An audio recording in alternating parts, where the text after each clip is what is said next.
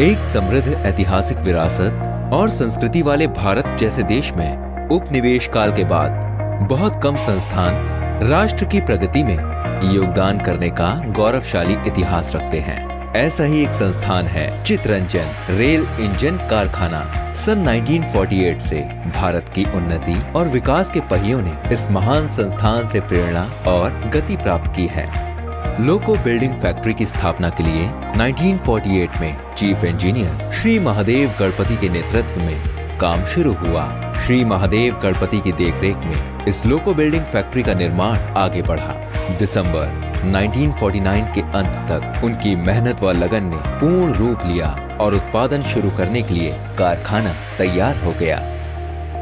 26 जनवरी 1950 को जब राष्ट्र ने अपना संविधान लागू किया और एक महान गणराज्य बना, उसी समय बंगाल के सुदूर गांव में देशबंधु चितरंजन दास की पत्नी श्रीमती बसंती देवी ने इस लोको बिल्डिंग फैक्ट्री में उत्पादन कार्य का उद्घाटन किया। एक ऐसा कारखाना जो समय के साथ साथ भारतीय गणराज्य की तरह मजबूत, दृढ़ और प्रतिगामी बनकर उभरे।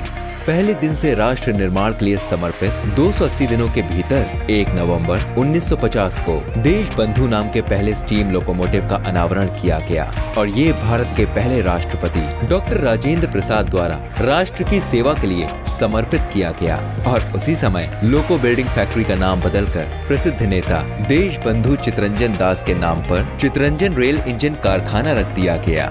बीते समय के साथ CLW ने अपनी तकनीक और स्तर को उन्नत व अपग्रेड करना जारी रखा और भाप इंजन से डीजल और फिर समय की जरूरत के अनुसार इलेक्ट्रिक लोको तक पहुंची। 14 अक्टूबर 1961 में पहले WCM 5DC electric loco Lokmanya को शुरू किया गया। इसके बाद 16 नवंबर 1963 को पहला WHE 1AC इलेक्ट्रिक लोको विधान शुरू किया गया। आगे चलकर 6 जनवरी 1968 में पहला diesel hydraulic shunter Indraprastha commission किया गया था।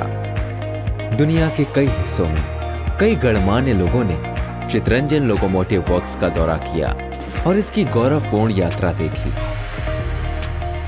इन वर्षों में CLW न केवल लोकोमोटिव उत्पादन का अपना मुख्य व्यवसाय कर रही है, बल्कि अपनी समृद्ध विरासत के संरक्षण में एक जिम्मेदारी इकाई भी बनी है। परीक्षणीय वस्तुओं का एक संकलन चिन्हित किया गया और उन्हें संरक्षित करने के प्रयास किए गए। डीवी बॉयज स्कूल के पास गणपति हट को एक विरासत स्थल का दर्जा दिया गया और इस स्थल के संरक्षण के लिए हर संभव प्रयास किए गए। गणपति हट वह स्थान था जहां से CLW के मुख्य वास्तुकार तत्कालीन इंजीनियर इन चीफ श्रीमान गणपति ने इस उत्पादन इकाई को धैर्य एवं पूर्णता के साथ बनाने में अपने इंजीनियरिंग कौशल का प्रदर्शन किया। मिशन के एक हिस्से के रूप में एक विरासत लोको पार्क को विशेष रूप से देशबंधु लोको पार्क के रूप में विकसित किया गया, जिसमें पहले स्टीम लोको देशबंधु का नाम प्रसिद्ध स्वतंत्रता सेनानी देशबंधु चितरंजन दास के नाम पर रखा गया और स्टीम उत्पादन के अंत को चिन्हित करने वाले अंतिम सितारा नाम के अंतिम लोको को गर्व से संरक्षित किया गया है। इस लोको पार्क में चलती 1:4 स्केल स्टीम लोको है और गणमान्य व्यक्तियों, आम जनता व बच्चों के लिए नियमित रूप से इन्हें खुला रखा जाता है।